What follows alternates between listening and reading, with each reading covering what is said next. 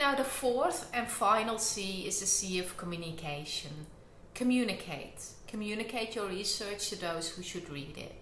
It makes sense in a way, but it's surprising how few academics consciously seem to realize this. Your paper can only be cited if an academic knows about it. If they don't know about your paper, they can't cite it. It really is as simple as that. I see so many academics hesitating to put their work out there, thinking it's a waste of time. But they are then expecting other academics to pick up on it without being prompted. Well, maybe that happened 20 or 30 years ago, but not these days, when every day there are thousands of new papers being published. So you do need to stand out. You do need to communicate your research to the right audience.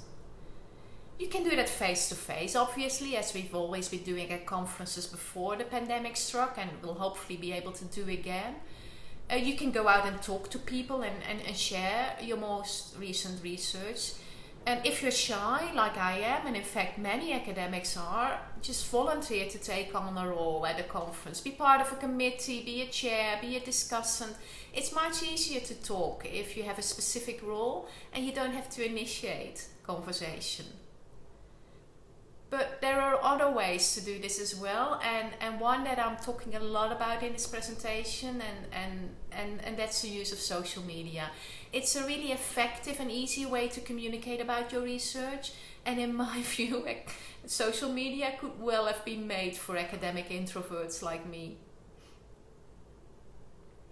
And just with social media in a private context, you can use it in a complementary way. If you engage with someone on social media, you follow their work, you occasionally retweet their work, you like their work, you ask questions about their work, and then you meet them at conferences. It's almost if you know them, even if you've never met them before. And that's because you've been looking at that picture of the academic and their work repeatedly. So then when you meet them in real life, there is that immediate connection. However, it can also work the other way around. You can keep in touch with someone you've met face to face before.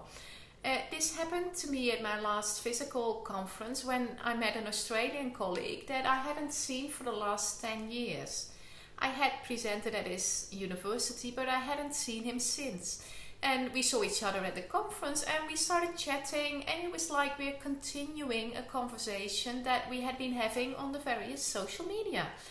And we were actually both surprised that we had actually met face to face for 10 years, because we were so familiar with what was going on in each other's professional lives. So just like with using social media in a private context, it's part of a communication package.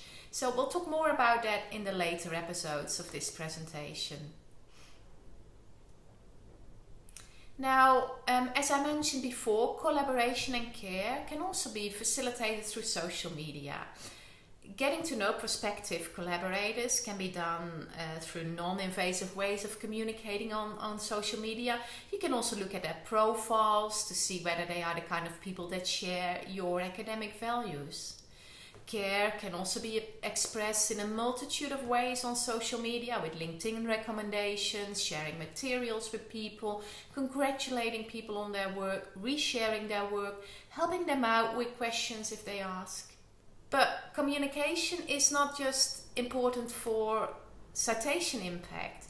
It's also important for external impact as well.